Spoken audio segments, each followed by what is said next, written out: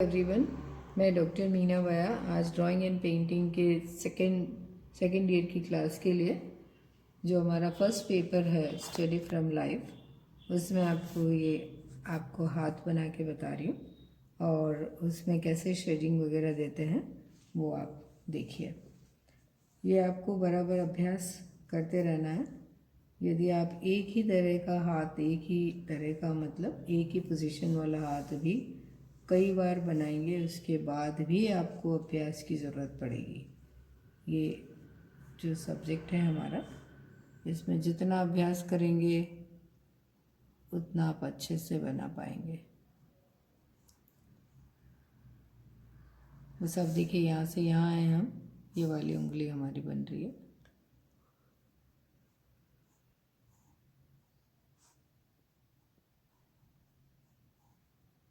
पूरे पेशेंस से आपको बनाना है।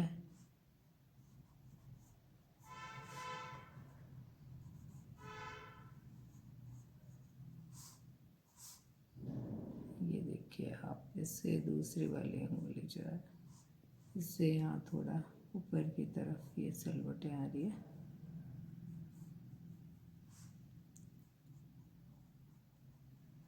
फिर ये ध्यान रखना है कि ये वाली जो उंगली है सेकेंड वाली, ये लंबी ऐसे है, तो ये हमारा यहाँ तक गया।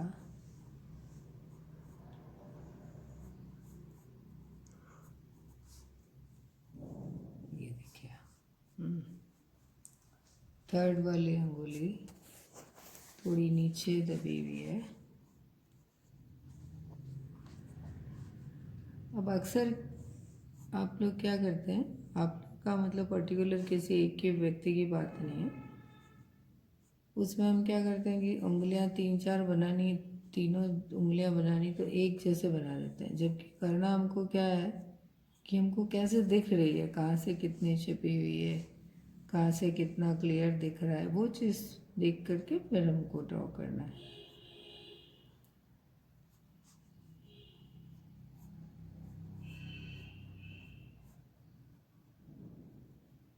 ये देख, छोटी वाली उंगली है वो यहीं पे जैसे इतनी दूरी है, ठीक है। अब यहाँ पे जो है ये एरिया इस तरह से आ रहा है, इसका ये वाला पोर्शन ऐसे आ गया।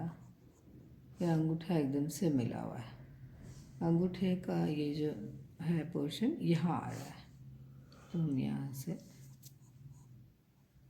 ये इसका नाखून नीच वाला हिस्सा आ जाता है।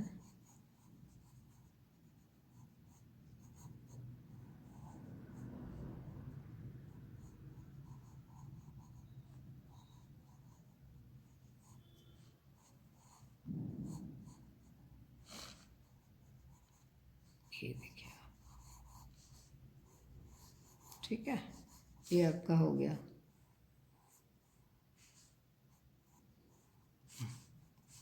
अब इसको आपको शेडिंग देनी है। एक बार आप चेक कर लें कि मेरे कहाँ से हाथ की ड्राइंग ज़्यादा कम, छोटा बड़ा जो भी है, इसको आप चेक कर लें। अब हमको शेडिंग करनी है। शेडिंग में हमको एक चीज़ ध्यान में रखनी पड़ेगी, क्योंकि अभी हमारी कुछ सीमाएं हैं, हम क्लासरूम स्टडी तो कर नहीं रहे, तो आपको जैसे ये बता रही हूँ मैं, तो इसमें आपको ध्यान ये रखना है कि किसी एक तरफ को आप मान के चलें कि भाई इधर से लाइट आ रही है और दूसरी तरफ से डार्क है। अभी हम मान लेते हैं कि इधर से लाइट आ रही है और यहाँ तरफ डार्क है, तो अब इधर से उसी इस तरह से हम इसको शेडिंग लगाएंगे। तो यहाँ तो देखिए ये डार्क है ही है, ये अंदर गया हुआ हिस्सा है, तो आपको इस तरह से इसको कर देना है।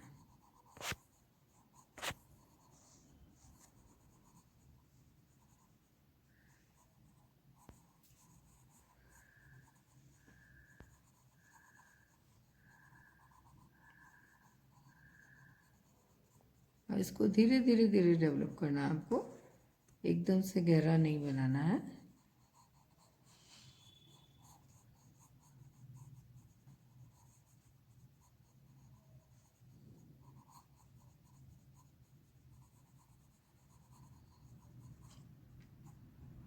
अब जैसे ये उंगली आ गई तो यहाँ पर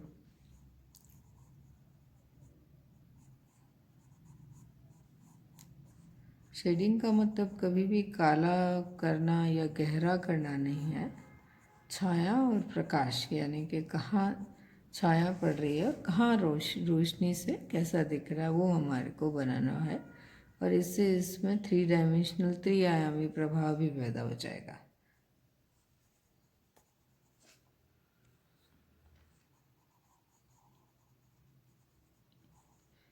देखिए यहाँ पर ये वाइट वाला हमारा हिस्सा है, लेकिन यहाँ पर भी डार्क हो सकता है, पर आप ऐसा थोड़ा डिमार्केशन करके उसको अलग बता सकते हैं।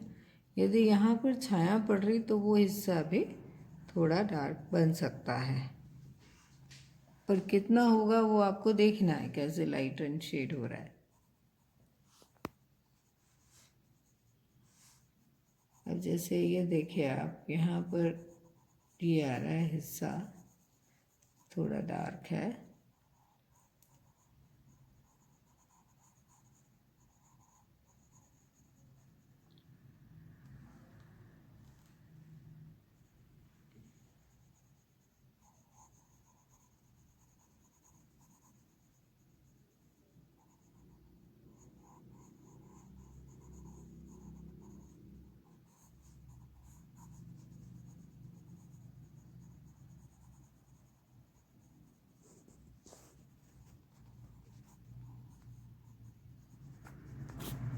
देखिए है ना,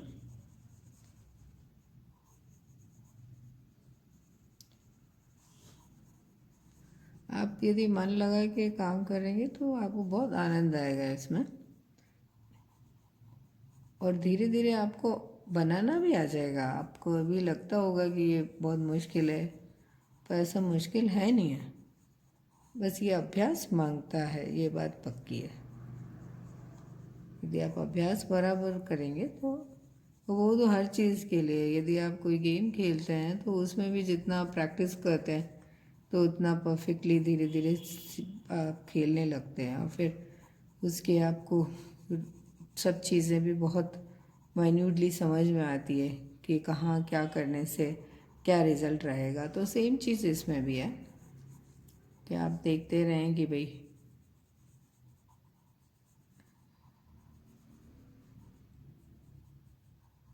और कहने को आपको बड़ा लगता है क्या है ये ड्राइंग करना, लेकिन वाकई में आप इसको यदि करना चाहते तो थोड़ा अभ्यास करें।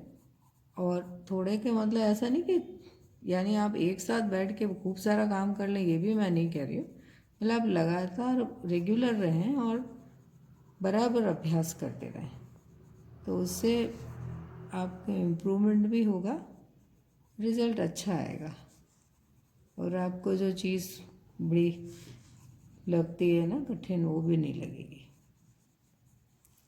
ये देखिए आप इतना हो गया।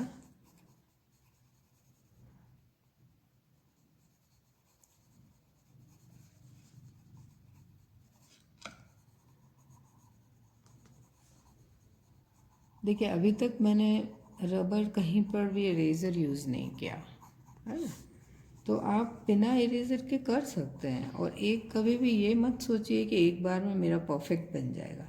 अभी यदि मैं कहूँ इसके अंदर भी यदि निकालना और अच्छा परफेक्ट बनाना चाहूँ तो अभी बहुत काम इसमें किया जा सकता है, लेकिन अभी हम धीरे धीरे इस तरह से करें तो उसमें कोई गलत नहीं होगा।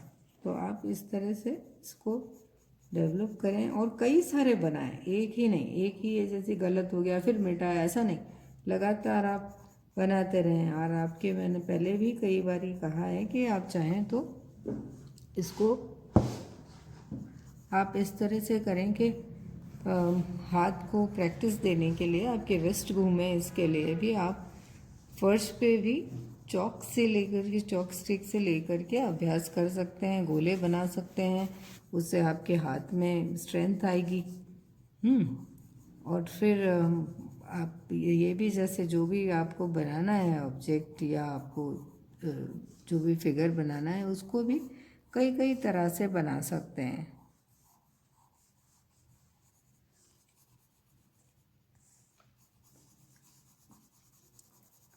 अभी इसमें बहुत सारा काम किया जा सकता है, लेकिन अपन एक बार रैपिडली इस तरह से बना रहे हैं कि आपको ये समझ आए कि भाई कैसे इसको डेवलप करना है।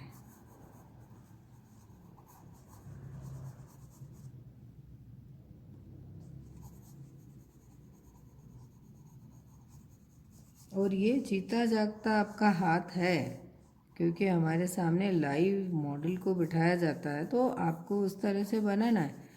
अभी आपके सामने और कोई घर में भी आपके मान लीजिए मॉडल या कुछ रखा हुआ है, उसको देख के भी, और स्केच जितना आप करेंगे उतना आपको फ़ायदा होगा। तो आप किसी भी सामने कोई भी चीज़, टेबल, कुर्सी और लोटा, जो भी कुछ चीज़, और आपके घर के मेंबर्स भी यदि कोई बैठे हैं तो आप उनको बनाने की कोशिश करें, स्केच बनाने की कोशिश करें।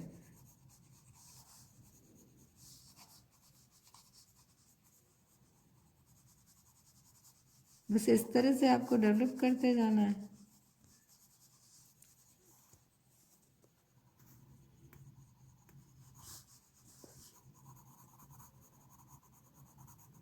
अब इसको, ये दोनों को अलग करने के लिए और आगे पीछे दिखाने के लिए ना ऐसे डार्क किया जा सकता है यहाँ पर भी इन दोनों को। पर देखिए, आपने एक चीज़ नोटिस करी होगी, पहले भी जो वीडियोस मैं शेयर करती रही हूँ उसमें भी और इसमें भी, मैंने कोई भी लाइन एकदम से डार्क नहीं खींची है। धीरे धीरे धीरे उसको मैंने डेवलप किया है और उसी के ऊपर मैं बार बार उस पेंसिल को घुमाती रही हूँ। उससे वो डार्क हुआ है, लेकिन वो वहाँ पर इम्प्रेशन नहीं छोड़ता है। आप यदि इसको इरेज करेंगे, मिटाएंगे, तो आपको कहीं भी पेंसिल के निशान शीट के ऊपर नहीं छूटेंगे और एक सॉफ्टनेस आती है। आप डायरेक्ट एक गहरी लाइन खींचते हैं और धीरे धीरे जो आप डेवलप करते हैं ना, उसमें ये फ़र्क होता है।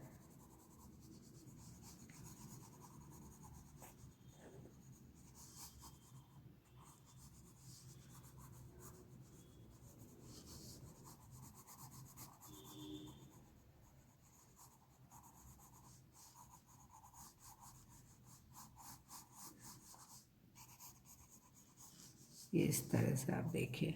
अभी और बहुत बहुत सारा काम हो सकता है, पर मैं सोचती हूँ अभी के लिए इतना ही ठीक है कि आप एक बार इतना करें और अलग अलग पोजीशन में करें। पहले भी जो मैंने हाथ बताया था वो इस तरह से बताया था आपको, ऐसे बताया था, ऐसे अब जो बता रही हूँ मैं, इसमें ना थोड़ा आप इस तरह से बना सकते हैं, क्योंकि आपके सामने जो मॉडल बैठता है वो सामने की तरफ बैठता है आपके, तो ये हाथ इस तरह से आता है ना। तो इसको आप ऐसे बना सकते हैं, ऐसे बनाना सीखें आप। तो कई बार ऐसे मुट्ठी बंद करके, अगली बार जब मैं बताऊंगी आपको तो इस तरह से मुट्ठी बंद करके बनाना बताऊंगी, क्योंकि ये भी काफ़ी आता है सामने। जब आपके मॉडल बिठाते हैं तो उसके घुटने पे दो हाथ ऐसे रखवा देते हैं, उसके दोनों हाथ, कई बार एक हाथ को ऐसे पकड़ा हुआ होता है, कई बार ऐसे दोनों हाथ मुट्ठी बंद करके रखे हुए हैं। तो ये आपको थोड़ा सा ना इस तरह से ही यदि आप अभ्यास करें तो आपको उसमें और मदद मिल जाएगी। वैसे तो आप जितनी तरह से करें, जितने अलग अलग एंगल से हाथ, पैर, पूरा शरीर, उसके अलग अलग जो ऑर्गन्स हैं, मतलब अपने अलग अलग अंग हैं, अलग अलग पार्ट्स कहते हैं, वो हैं, तो उससे तो आपको मदद मिलेगी ही। लेकिन मेन आपको प्रॉब्लम कहाँ आती है कि जैसे हाथ बनाना हुआ, पैर बनाना हुआ, वो बनाने में बहुत दिक्कत आती है। फिर उसकी पोजीशन, जैसे कि वो बैठा हुआ है, तो वो आप बैठा हुआ कई बार बिल्कुल सामने से बनाना है तो उसका कैसे पोस्चर बनेगा वो नहीं समझ में आता, तो वो ऐसा लगता है जैसे खड़ा है, बैठा हुआ बनता नहीं। तो वो सारी चीज़ें आपको सीखनी है।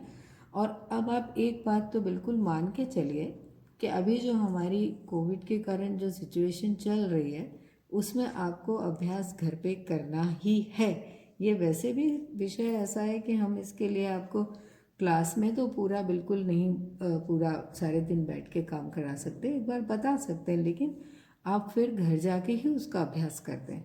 तो अभी भी आपको ऐसा ही करना है कि इसका ज़्यादा से ज़्यादा अभ्यास करना है। और जब भी आप क्लास में आएंगे, होपफुली जल्दी ही आएंगे आप, लेकिन जब भी आएंगे तो उसमें आपको दिक्कत नहीं होगी। आधा साल तो हमारा वैसे ही निकल गया, तो तब आपको परेशानी नहीं हो और आपका अभ्यास होता रहे और आप आगे बराबर आपका रिजल्ट अच्छा रहे। इसके लिए आप ये बराबर अभी जो मैंने बताया इसका घर पे अभ्यास करें, और आप मुझे व्हाट्सएप पे जो लिंक भेजती हूँ उसी पे आप मुझे सूचित भी करें, ताकि आपकी अटेंडेंस लगेगी, अदरवाइज़ आपकी अटेंडेंस शॉर्ट हो जाएगी। चलिए आप इसका अभ्यास करें। Thank you so much.